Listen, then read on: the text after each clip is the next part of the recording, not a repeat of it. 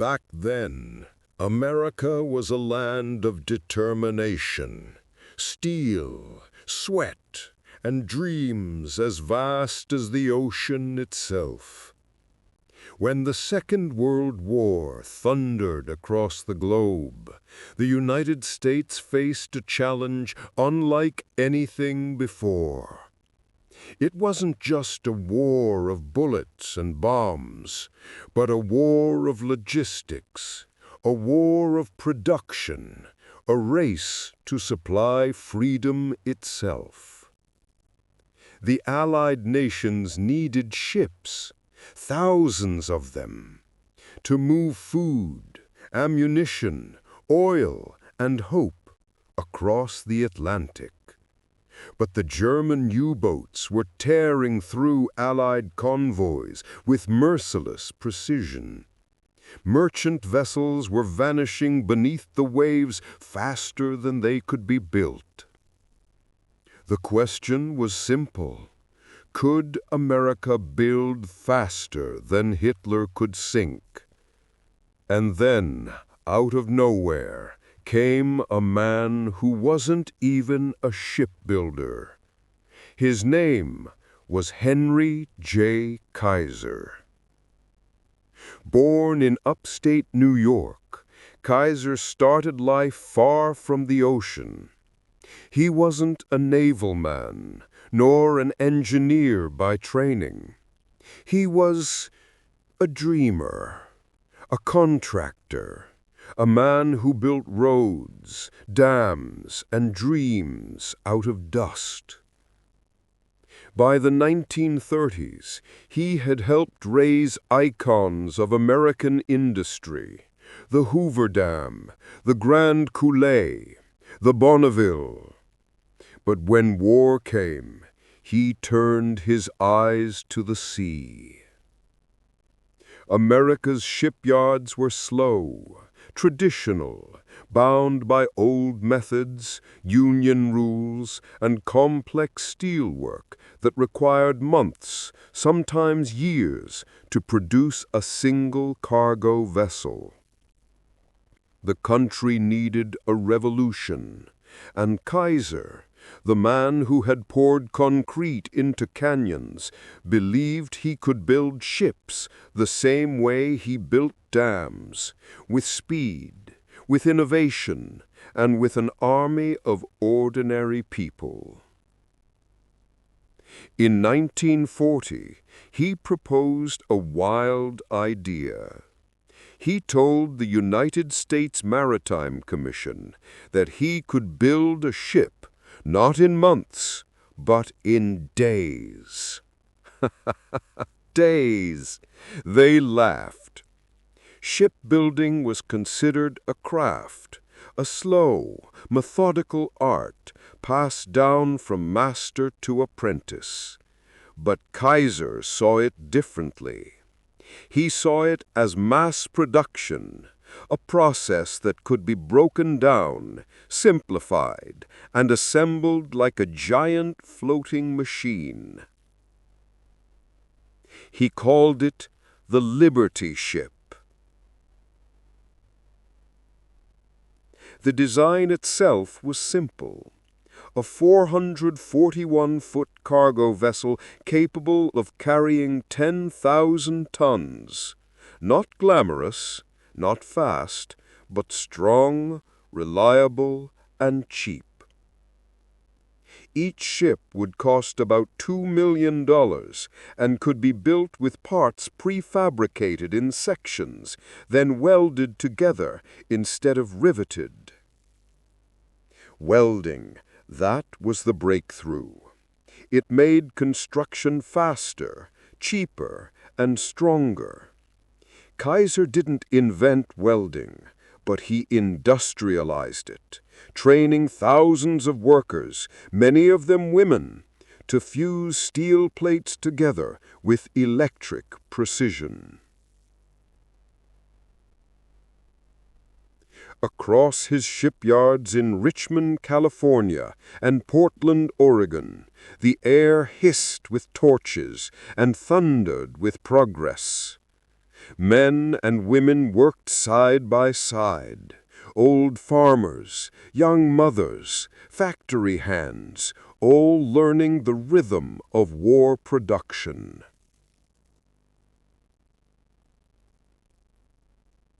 By 1941, the Kaiser shipyards were something the world had never seen. They worked around the clock, 3 shifts, 24 hours a day. Cafeterias ran non-stop.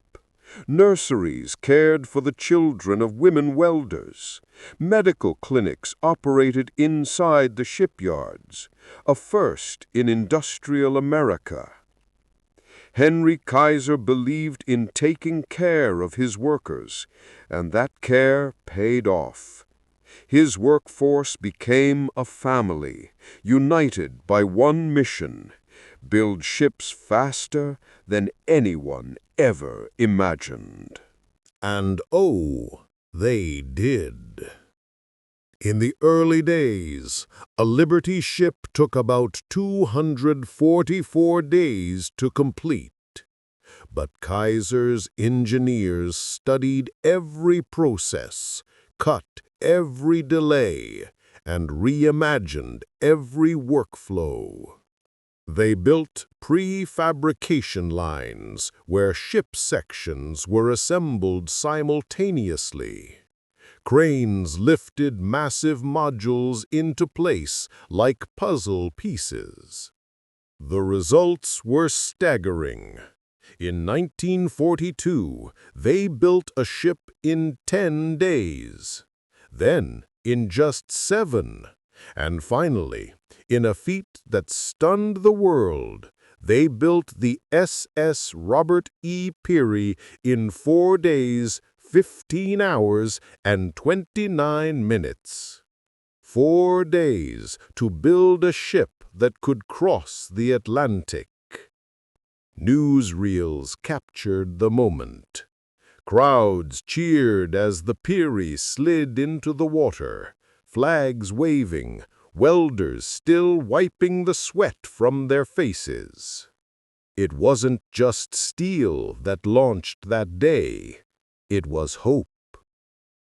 The Liberty ship program exploded. Between 1941 and 1945, over 2,700 Liberty ships were built, the largest fleet of cargo vessels ever constructed in human history. They carried tanks, food, ammunition, and dreams from America's shores to every theater of war, from Europe to the Pacific. But behind every ship was a story of the workers, of Rosie the riveters who became Rosie the welders, of Black Americans, immigrants, and rural families who moved west to join the industrial front. For many of them, it was the first good-paying job they'd ever had. And in those shipyards, for a brief, shining moment, America saw what it could be. United, determined, unstoppable. Kaiser wasn't just building ships. He was building an idea. The belief that ordinary people, when given purpose and trust, could achieve the extraordinary. As the Liberty ships sailed out to sea, each one bore the names of patriots, pioneers, and poets, living and dead. Some never returned. Many were lost to torpedoes and storms. But together they carried the weight of freedom across the waves. By late 1943, Kaiser shipyards had become symbols of the arsenal of democracy, monuments of steel and willpower. And though the war still raged on across the Pacific and Europe, one thing was clear: America could outbuild fear itself. But Henry Kaiser, he wasn't done yet. Beyond the shipyards, his mind was already racing toward new challenges, new dreams, and the birth of something even greater. By 1943, the tides of war were turning, not just on the battlefields, but in the shipyards of America. The Liberty ship, that humble workhorse of the sea, had proven itself beyond expectation. But Henry Kaiser, he was already thinking ahead. For every Liberty ship that sailed from Richmond or Portland, another was being planned, faster, stronger, better. And as Allied strategy shifted toward invasion, toward striking back across oceans, America needed ships that could carry not just supplies, but victory itself. Thus was born the Victory ship. The Liberty ships had done their job, but they were slow, 11 knots at best. The Victory ships, sleeker and longer, would move at 15 to 17 knots, outrunning the deadly U-boats that haunted the Atlantic. Kaiser's engineers worked day and night, improving hull designs, engines, and weapon mounts. Each new vessel was a testament to innovation, to what happens when necessity meets imagination. And yet, the real story of Henry Kaiser's miracle was never just about steel and ships. It was about people. Ordinary men and women who transformed the American home front into a second battlefield. In the Richmond shipyards, workers came from everywhere.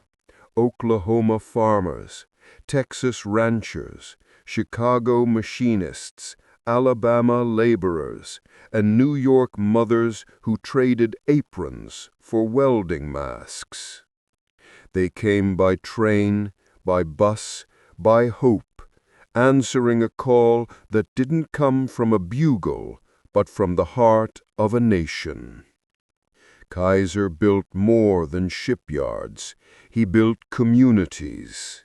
He built housing for his workers, nurseries for their children, schools for their families.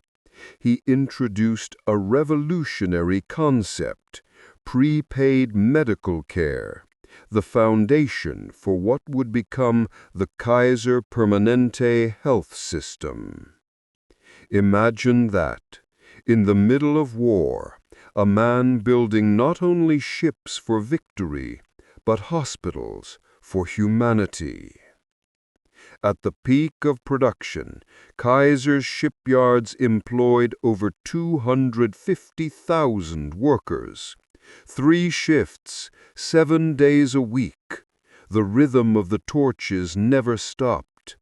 Sparks lit up the California night like a constellation of industry. The government marveled at the output.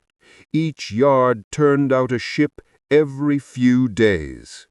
The Richmond complex alone produced more ships than Japan's entire pre-war navy. Proud tone.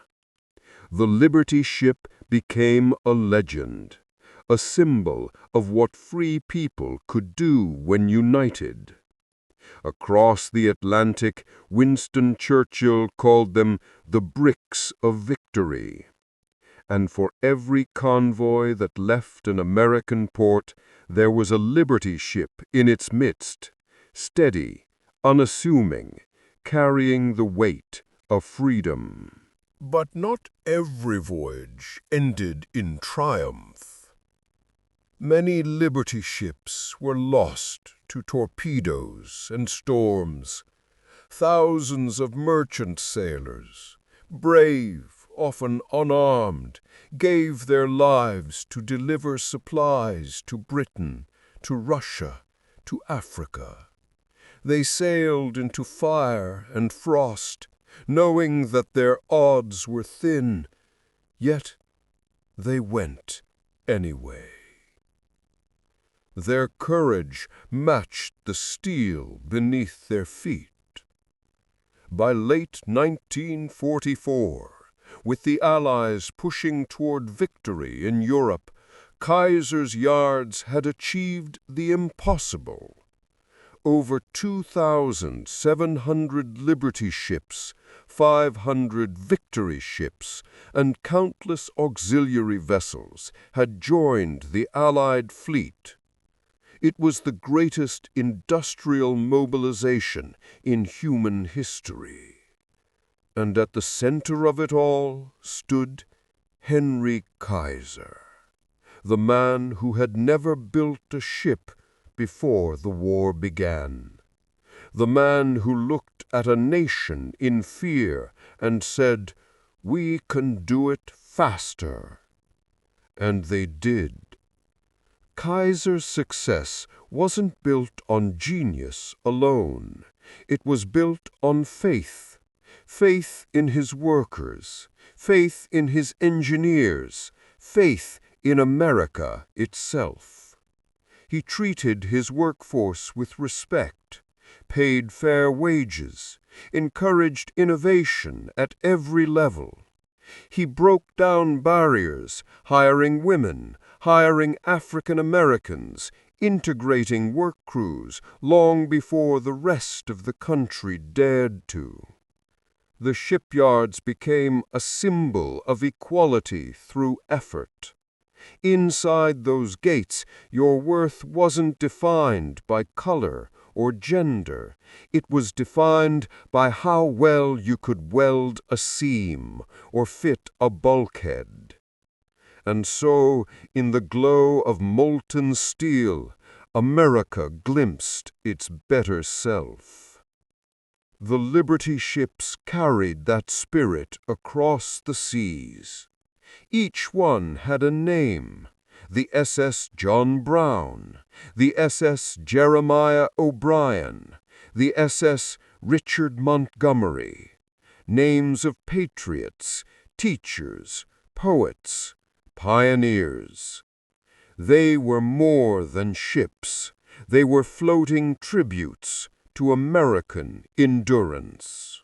Even today, a few still survive, silent ghosts of the industrial miracle that helped win the war. The SS Jeremiah O'Brien still sails from San Francisco Bay, her decks creaking, her engines humming the same rhythm that once carried supplies to Normandy on D-Day. Step aboard her now, and you can still smell the oil, the salt, and the sweat of history. When the war finally ended, Henry Kaiser stood before his workers. Thousands of them gathered in the yard and thanked them. He didn't speak as an industrialist or a businessman, but as one of them. He told them that they had built more than ships. They had built peace. And perhaps that was his greatest legacy. After the war, Kaiser didn't stop. He turned his genius toward rebuilding America, in cars, in housing, in healthcare. He believed the same power that built ships could build a better world. Find a need and fill it, he used to say. Find a dream and build it. In the years after 1945, the Liberty ships were slowly retired. Many were scrapped. Others rusted quietly in harbors, their glory days behind them. But for those who remember, for those who lived it, their story never faded. They were born from urgency. built by courage and sailed on hope. And for Henry Kaiser, the man who built victory from steel and sweat, his dream lived on, not in the ships themselves, but in the people who built them.